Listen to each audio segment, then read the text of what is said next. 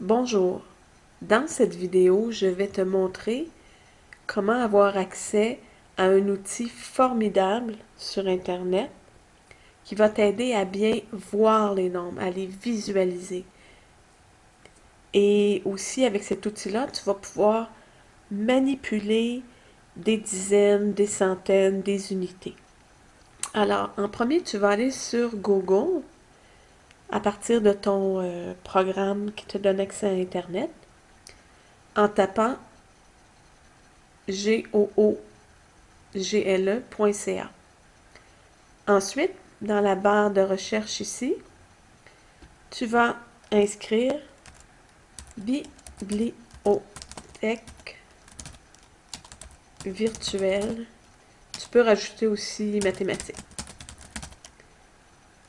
Et tu pèses sur Entrée. Tu choisis Bibliothèque virtuelle en mathématiques.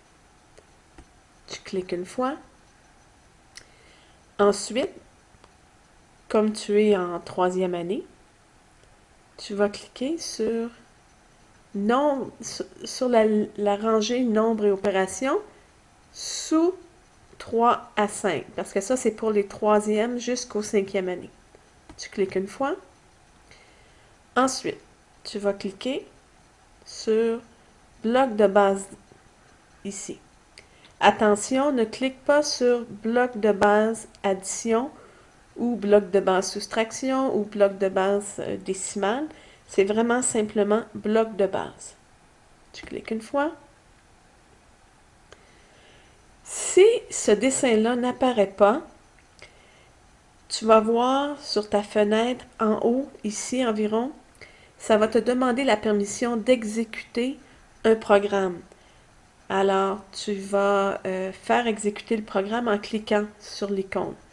Moi, je n'ai pas ce problème-là, mais si ça t'arrive, alors tu sais où aller cliquer. Ça va être dans le haut de environ ici, dans le haut de ta fenêtre.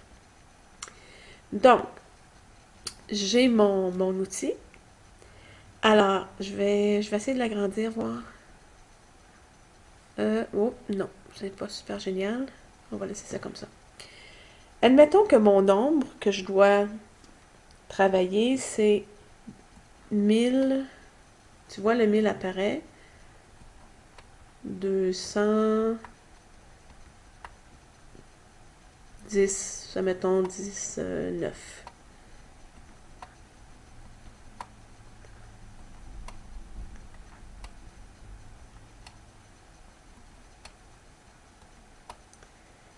Bon, j'ai mon nombre. Et là, toi, tu veux bien comprendre ce nombre-là. Si je te demandais quel est le chiffre à la position des centaines, facilement, je pense que tu me répondrais que c'est 2 ici. Si je te demandais quelle est la valeur du 2, probablement que tu me répondrais 200 en regardant ici.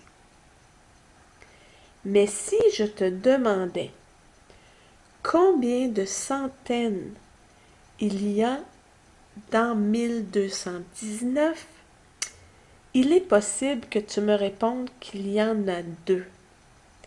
Parce que toi, tu vas voir les 2 centaines ici, dans le tableau de numération, et tu vas peut-être oublier que dans le 1000 qui est ici, il y a des centaines aussi. C'est simplement qu'elles sont collées ensemble dans notre dessin ou dans ton bloc de base 10 que tu utilises à l'école. Mais même si elles sont collées, il ne faut pas les oublier. Donc, ce qui est génial avec cet outil-là, c'est que regarde bien ce qui se produit si je prends mon bloc de 1000 et je l'envoie dans ma colonne des centaines. Wouh! Il sait, les centaines se sont décollées.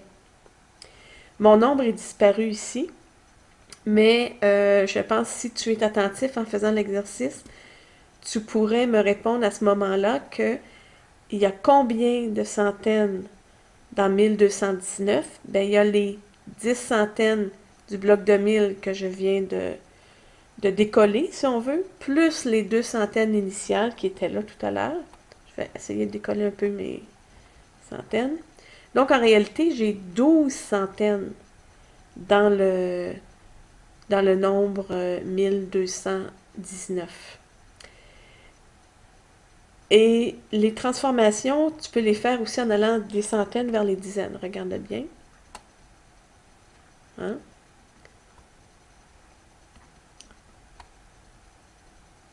Tu peux effacer et recommencer avec un autre nombre. Admettons que tu décides, tu dois travailler avec le nombre 311. On te demande quelle est combien de dizaines il y a dans 311.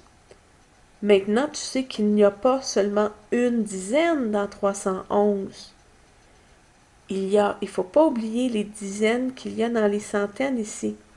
Donc, tu peux transférer tes 3 centaines pour t'aider à visualiser il y en a combien.